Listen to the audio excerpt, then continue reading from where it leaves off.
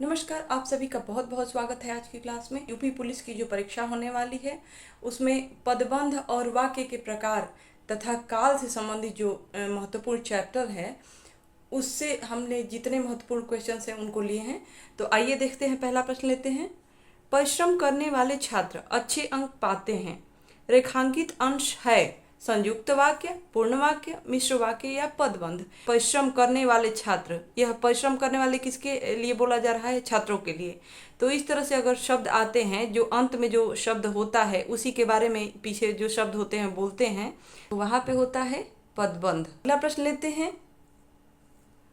वर्तमान काल के भेद हैं 2, 3, 5 या 6। तो हम ध्यान से देखेंगे कि वर्तमान काल यानी प्रेजेंट टेंस की बात हो रही है हिंदी में। 3 सही आंसर कौन कौन से? सामान्य वर्तमान काल, संदिग्ध वर्तमान काल और तीसरा जो है वह कौन सा है? अपूर्ण वर्तमान काल। इसको हम पहचानेंगे कैसे?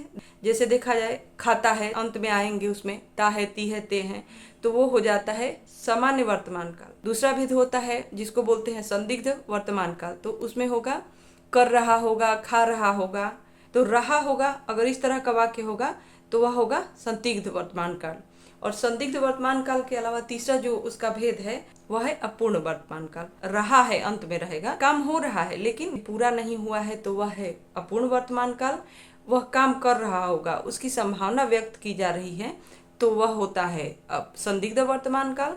और सामान्य वर्तमान काल में ता है, ती है, ते हैं। आगे देखेंगे भूतकाल के प्रकार हैं। इस प्रश्न में हम देखेंगे कि 2, 3, 5 या 6 विकल्प दिए गए हैं 4। तो इन चारों में कौन सा आंसर सही होगा? 6।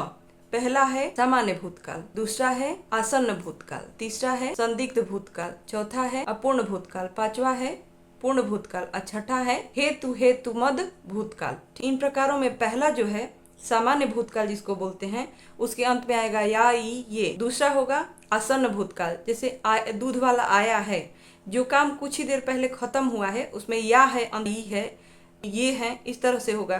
तीसरा जो है उसको बोलते हैं पूर्ण भूतकाल। पूर्ण भूतकाल का मतलब है कि काम काफी समय पहले खत्म हो चुका है और पूरी तरह से, ठीक है। इस वाक्य के अंत में क्या आता है? या था, ई थे, इस तरह से आता है। कर चुका था, जैसे राम ने रावण को मारा था। चौथा है अपूर्ण भूतकाल। अंत में कैसे वाक्य को समझेंगे? उस वाक्य के अंत में आएगा वह काम कर रहा था। पांचवा जो है वह कौन सा है? पांचवा है संदिग्ध भूतकाल, तो इसने यह काम किया होगा, तो यह हो जाता है संदिग्ध। छठा जो है अंत में वह बार बार पूछा जाता है, इसको ध्यान दीजिएगा, हेतु हेतुमत भूतकाल उसको बोलते हैं। उसने अगर पढ़ाई की होती तो वह पास हो जाता है। उसने अगर पौधों में पानी दिया होता तो पौधे सूखते नहीं। तो एक वाक्य पे दूसरा वाक्य आश्रित रहता है, तो वहां पे होता है हेतु हेतुमत भूतकाल। अगला लेते हैं भविष्यत काल के भेद हैं 2, 3, 4 या 5। तो भविष्यत काल के भेद होते हैं 2। कौन कौन से? पहला है सामान्य भविष्यत काल, दूसरा है संभाव्य भविष्यत काल। संभाव्य भविष्यत काल का मतलब होता है कि जहाँ पे संभावना व्यक्त की जाती है, जैसे हो सकता है कि कल बारिश हो, तो हो सकता है कि कल बारिश हो यानी अभी आने वाले समय में जो काम हो ऐसा लगे, तो उस वाक्य को क्या कहते हैं कि वह भविष्यत काल का, संभाव्य भविष्यत काल का उदाहरण होगा, ठीक है। और सामान्य भविष्यत काल के अंत में होगा गागीगे, वह काम करेगा, वह खाएगा, वह पिएगा, तो ये सामान्य भविष्यत काल का उदाहरण है। वह घर आया वाक्य में भूतकाल का कौन सा भेद है? इसमें 4 विकल्प दिए गए हैं, कौन कौन से आइए देखते हैं। सामान्य भूत, आसन्न भूत, संदिग्ध भूत या पूर्ण भूत। तो सामान्य भूत के अंत में क्या होता है? या, ई, ये, तो वह हो जाता है सामान्य भूत। तो हम अगला देखते हैं। उसने अच्छा प्रदर्शन किया था वाक्य में भूतकाल का कौन सा प्रकार है? 4 विकल्प दिए गए हैं, संदिग्ध भूत, पूर्ण भूत, अपूर्ण भूत या हेतु हेतुमत भूत। ये सभी जो है भूतकाल के प्रकार हैं, लेकिन हमारा आंसर कौन सा है? देखिएगा ध्यान से, अगर या अंत में रहे केवल तो वो हो जाता है सामान्य भूत, लेकिन अगर उसके साथ था जुड़ा है यानी वह क्या है? पूर्ण भूत, ठीक है। आगे देखेंगे। अगला प्रश्न, क्रिया का मूल रूप कहलाता है उपसर्ग, प्रत्यय, अव्यय या धातु। क्रिया का मूल रूप कहलाता है धातु। कोई भी क्रिया हम लेते हैं, जैसे हम एक क्रिया लेते हैं हंसना। हंसना में हंस जो है ना को हटा देते हैं, तो हंस जो है यह मेन रूप है, उसका मूल रूप, उसको बोलते हैं, मूल रूप को क्या बोलते हैं? धातु बोलते हैं। देखते हैं अगला प्रश्न। अयोध्या के राजा दशरथ के 4 पुत्र थे वाक्य में कौन सा पदबंध है?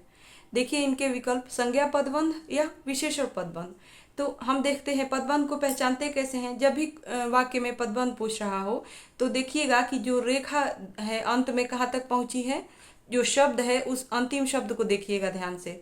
अगर रेखा अंत में जो संज्ञा शब्द पे अगर रुकती है वहां पे कौन सा पदबंध होता है, संज्ञा पदबंध, क्योंकि संज्ञा के बारे में बताया गया है। अयोध्या के राजा किसके बारे में बोला जा रहा है, दशरथ शब्द जो है उसके बारे में। ठीक है, आगे देखेंगे, उस घर के कोने में बैठा हुआ आदमी जासूस है। तो ध्यान से देखिएगा, अंत में देखिएगा कि हुआ जो है यहीं तक है, यह शब्द खत्म हो गया है। और इसके आगे देखेंगे कि पदबंध अगर यहाँ तक होता तो संज्ञा पदबंध होता, लेकिन संज्ञा शब्द तक नहीं रुका तो इसलिए यह कौन सा पदबंध है, उस घर के कोने में बैठा हुआ। यह आदमी कैसा है, घर के कोने में बैठा हुआ है, तो खास है, इसलिए यह संज्ञा शब्द की विशेषता बता रहा है आदमी के बारे में, इसलिए विशेषण पदबंध हो गया।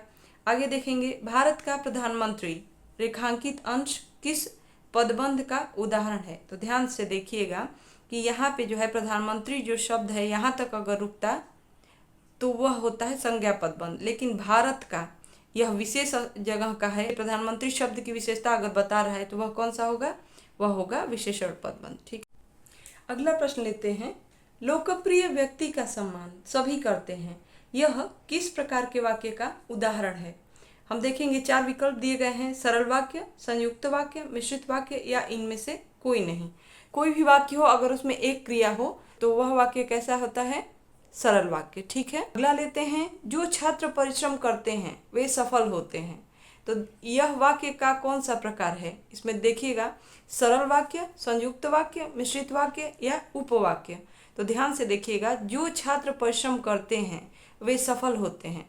अब जहाँ पर भी 2 वाक्य हों और दोनों वाक्य में एक दूसरे पर आधारित हो वह होता है मिश्रित वाक्य। अगला प्रश्न लेते हैं, उसने खाना खाया और वह टीवी देखने लगा, यह वाक्य का कौन सा प्रकार है, मिश्रित वाक्य या संयुक्त वाक्य। हम और को अगर हटा देते हैं तो उसने खाना खाया एक वाक्य पूरा वाक्य हो जाता है, वह टीवी देखने लगा यह दूसरा वाक्य पूरा वाक्य हो जाता है।